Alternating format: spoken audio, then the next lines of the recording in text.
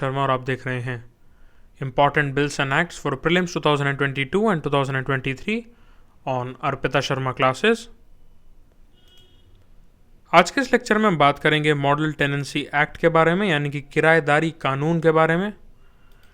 But before I start the lecture, is a small announcement for all of you that Unacademy has come up with 3 months free extension on 1 year and above plus GS and plus combo subscription only. So apply the code ARPITA10 to get 10% discount. ARPITA10. The offer is valid from 24th November till 30th of November. So subscribe now. The save on combo offer is here. 25% with optional plus 10% using the referral code ARPITA10 plus flat rupees 2,500 off. The offer duration is from 25th of November till 30th of November. So subscribe now to get save on combo. Also, Unacademy has come with new batches for UPSC CSE 2022 preparation, which are starting from 1st of December. लक्ष्य 2022 संपूर्ण सामान्य अध्ययन की समग्र तैयारी, expedition 2022 batch, and also batches for UPSC CSE 2023 preparation, expedition 2-year batch course in English, as well as mission 2-year batch course for GS, UPSC CSE 2023. Unacademy has also come up with a set of 20 general studies books, GS books, curated as per latest trend of UPSC, which is reviewed by Unacademy top educators and previous year UPSC toppers. The books are available in Hindi as well as in English medium as per learner's preference. These books will be delivered right to your house, and they are available with 1 year and above GS combo subscription only. So enroll now, get your UPSC 20 GS books in English as well as in Hindi language. So enroll now. देखिए, आज इस lecture में हम बात करेंगे model tenancy act के बारे में, जिसको कि किराएदारी का कानून भी बोला जाता है। पहले बात करते हैं कि ये चर्चा में क्यों रहा। देखिए, यूनियन कैबिनेट ने इसको अप्रूवल दिया है, has approved the model tenancy act to be sent to the states and union territories to enact legislation और amend laws on rental properties. The draft act had been published by the ministry of housing and urban affair in 2019, और ऐसा देखने को मिल रहा था कि almost around 1 crore से ज़्यादा ऐसे घर हैं जो कि रेंट पे दिए जा सकते हैं बट दिए नहीं जा रहे। Ministry of housing and urban affairs ने जब इसके ऊपर काम किया तो ये पता चला कि इसका बहुत बड़ा जो रीज़न है वो है टेनेंसी के कानून, यानी कि किराएदारी कानून जो हैं उनका प्रॉपर ना होना और पुराना होना। स्पेशली 80s के कानून को भी आज 2021-2020 में लागू करना सही नहीं था, इसलिए ड्राफ्ट को पब्लिश किया गया ministry of housing and urban affair द्वारा 2019 में। अब बात करते हैं इसके की पॉइंट्स और प्रोविजन के बारे में, जिसमें लैंडलॉर्ड यानी कि जिनका मकान है, ऑल्सो जो किराएदार हैं यानी कि जो टेनेंट हैं, दोनों के लिए ही इसमें कुछ इंपॉर्टेंट पॉइंट्स शामिल हैं इस एक्ट में। पहली बात आती है, पहला प्रोविजन आता है रिटन एग्रीमेंट का, कि रिटन एग्रीमेंट मैंडेटरी है। जो प्रॉपर्टी के ओनर हैं, जो लैंडलॉर्ड भी कहा जाता है जिनको, और जो टेनेंट है यानी कि किराएदार, उन दोनों के बीच में एक रिटन एग्रीमेंट होना मैंडेटरी है। ऐसा कई बार देखा जा रहा था कि रिटन एग्रीमेंट करे बगैर ही काफ़ी जगह पर प्रॉपर्टी ओनर और टेनेंट रहते थे और पूरे जो डील है उसको एग्जीक्यूट करते थे बस। बट उस डील में कई बार डिस्प्यूट अराइज हो जाता था, जिसमें जो टेनेंसी एक्ट है वो आगे फर्दर बताता है कि कहाँ कहाँ पर प्रॉपर्टी ओनर की जिम्मेदारी है और किन चीज़ों पर इवन टेनेंट की भी जिम्मेदारी है। इसका एक और मेजर प्रोविजन ये है that it establishes independent authority and rent court. देखिए, अब अगर स्टेट में इसको मान लिया जाता है तो एक इंडिपेंडेंट अथॉरिटी की एस्टैब्लिशमेंट होगी in every state and union territory, जिससे कि जो टेनेंसी एग्रीमेंट है उसका रजिस्ट्रेशन हो सके, and even a separate court to take up tenancy related disputes. अभी भी रेंट एग्रीमेंट अथॉरिटीज़ हैं, बट रजिस्ट्रेशन का प्रावधान प्रॉपर तरीके से नहीं हो पाता है। बट मॉडल टेनेंसी एक्ट में इसके बारे में और इंडिपेंडेंट अथॉरिटी के पॉइंट ऑफ व्यू से भी एस्टैब्लिशमेंट की बात करी गई है।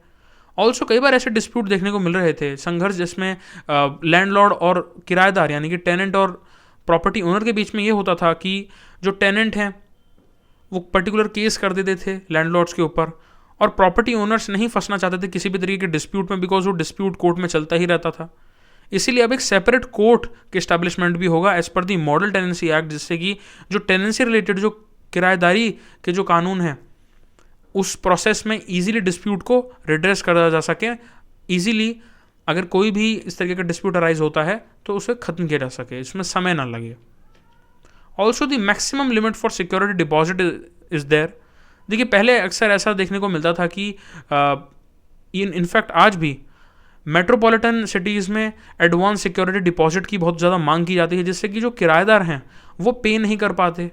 1 साल का डिपॉजिट, 10 महीने का पहले डिपॉजिट ले लिया जाता है, जिसको सिक्योरिटी डिपॉजिट भी बोला जाता है। So it limit the tenants advance security deposit to a maximum of 2 month rent for residential purpose and to a maximum of 6 month for non residential purposes. अब वो साल या 2 साल का भी जो सिक्योरिटी डिपॉजिट की जो स्कीम होती थी, जो कि पहले लैंडलॉर्ड्स कुछ जगह पर किराएदारों को बोलते थे कि आपको पहले सिक्योरिटी डिपॉजिट कराना होगा तभी आपको मकान मिलेगा, अब ऐसा प्रावधान नहीं है, ये हट चुका है। बिकॉज अगर रेजिडेंशियल पर्पस के लिए है तो एडवांस सिक्योरिटी डिपॉजिट 2 महीने का रेंट होगा मैक्सिमम, और अगर ये नॉन रेजिडेंशियल पर्पसेस के लिए है तो मैक्सिमम 6 महीने का रेंट होगा। तो इसकी वजह से आप देख सकते हैं कि यहां पर इस प्रोविजन की वजह से टेनेंट को बहुत ज्यादा फायदा होगा, उनको एक्सप्लॉइट नहीं किया जा रहा। अब इसमें एक और बहुत ही मेजर फैक्टर ये है मॉडल टेनेंसी एक्ट में कि इसमें साफ तरीके से जो भी राइट्स हैं और ऑब्लिगेशन है लैंडलॉर्ड और टेनेंट दोनों के ही बताया गया है।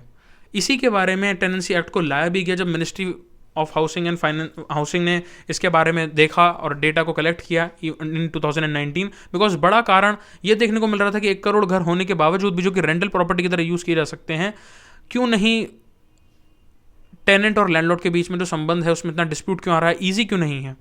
तो देखिए इसमें साफ साफ ऑब्लिगेशन और राइट्स के बारे में भी बताया गया है, जिसमें जो लैंडलॉर्ड हैं वो रिस्पॉन्सिबल होंगे, उनका ओनर्स होगा, उनकी जिम्मेदारी होगी एक्टिविटीज जैसे कि स्ट्रक्चरल रिपेयर्स होता है, कहीं पर अगर डैमेज कॉज हो चुका है बाजी टेनेंट उसको छोड़कर, यानी कि वाइट वॉशिंग ऑफ वॉल्स हो गया, पेंटिंग ऑफ डोर्स हो गया, विंडोज़ हो गया, या फिर अगर कहीं से मकान जो है वो टूट रहा है उसको रिपेयर की ज़रूरत है, तो ये सारा जो रिस्पॉन्सिबिलिटी है, जिम्मेदारी है लैंडलॉर्ड की होगी।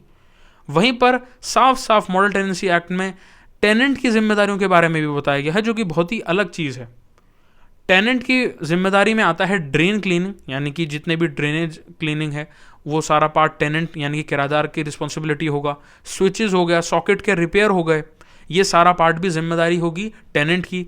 किचन फिक्सचर रिपेयर, यानी कि जो भी किचन में फिक्सचर्स होते हैं उनका रिपेयर हो गया। रिप्लेसमेंट ऑफ ग्लास पैनल्स, यानी कि जो शीशे जो कांच जो विंडोज़ में लगे रहते हैं उन सब का रिपेयर भी। And also doors and maintenance of garden and open spaces among others will be completely the responsibility of the tenant. Because यही कुछ इस तरीके के इशूज़ हैं जिनमें अक्सर डिस्प्यूट देखने को मिलता है, और जब एक छोटा कन्फ्लिक्ट या डिस्प्यूट को ख़त्म नहीं किया जाता तो वो बड़े लेवल पर फिर बढ़ जाता था, जिसकी वजह से कई बार लैंडलॉर्ड और टेनेंट के बीच में ये भी देखने को काफ़ी मिल रहा था कि टेनेंट मकान खाली नहीं करते और जबरन एक जगह पर रहने लग जाते हैं। उसका प्रावधान भी मॉडल टेनेंसी एक्ट ने दिया हुआ है।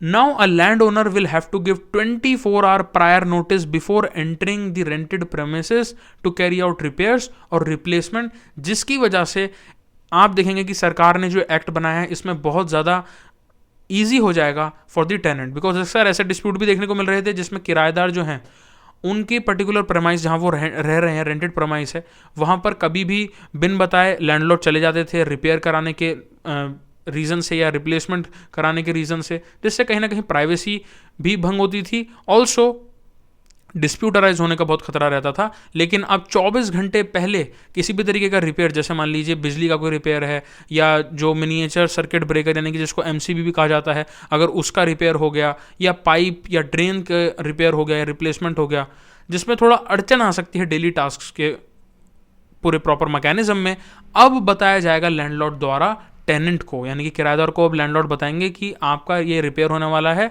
इसलिए हम आपको 24 घंटे पहले बता रहे हैं। This is the 24 hour prior notice that the landlord has to give the tenant. Now also there is a mechanism for vacating the premises, जिसके ऊपर स्पेशली मेट्रोपॉलिटन एरियाज में अक्सर बहुत ज़्यादा एक टसल देखने को मिलता है।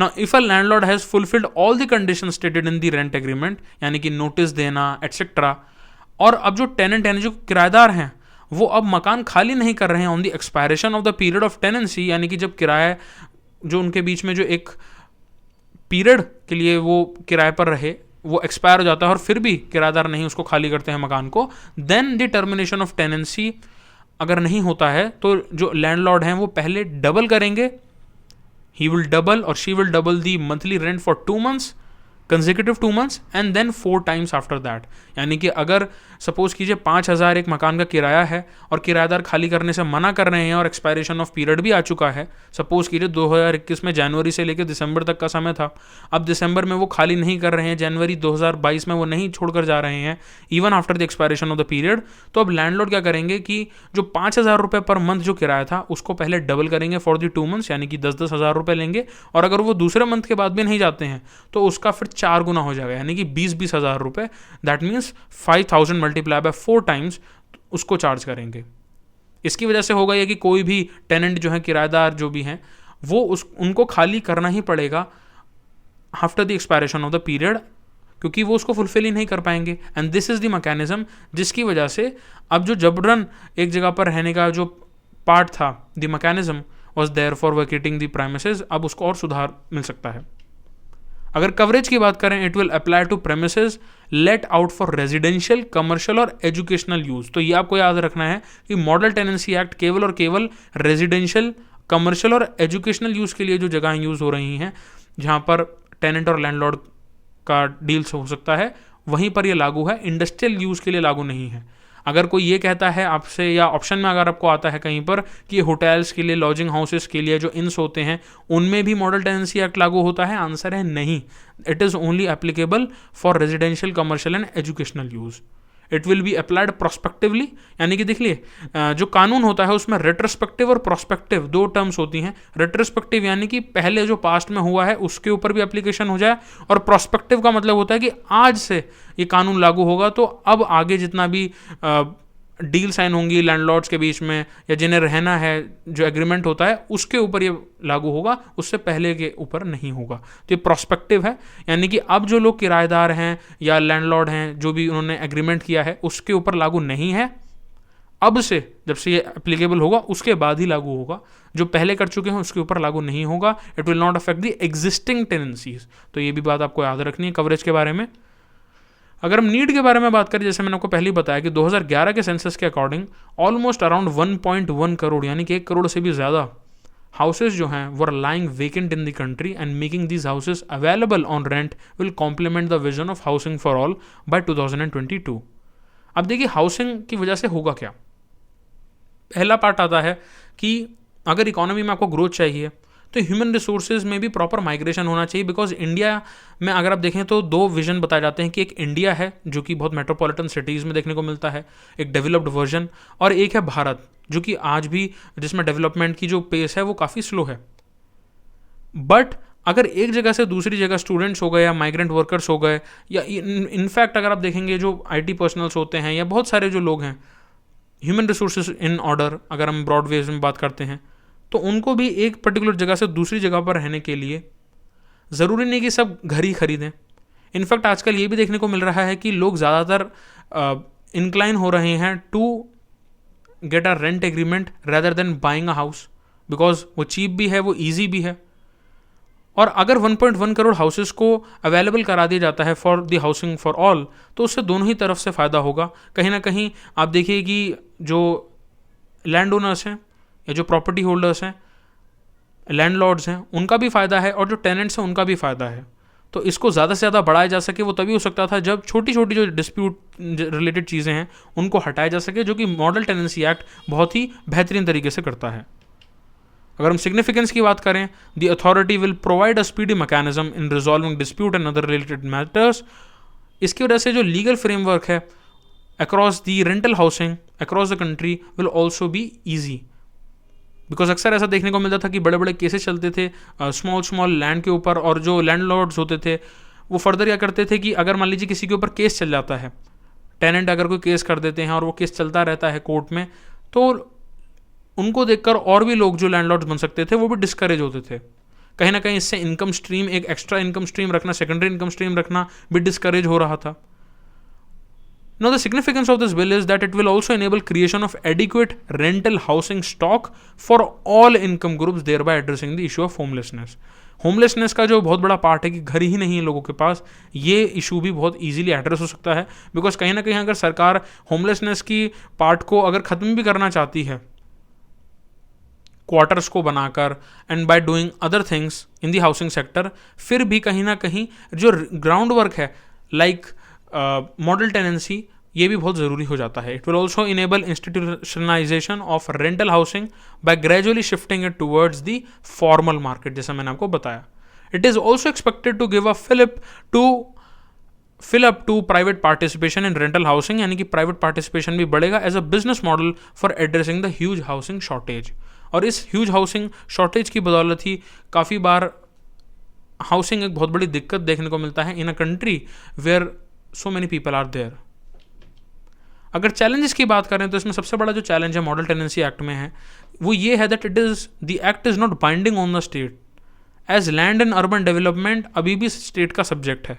तो हो सकता है कि इतने ज़्यादा इसमें अच्छे प्रोविजन होने के बावजूद भी कुछ स्टेट्स, बिकॉज ये बाइंडिंग नहीं है, इसको प्रॉपर तरीके से ना फॉलो करें इसकी गाइडलाइंस और उसके जो एसेंस है उसको डाइल्यूट कर दें. Like in the case of real estate regulation and development act, वही सेम चीज़ हो सकता है कि मॉडल टेनेंसी एक्ट में भी देखने को मिले, जहाँ प्रॉपर एक एक गाइडलाइन को फॉलो ना करते हुए कुछ गाइडलाइंस को फॉलो किया जाए और कुछ को छोड़ दिया जाए.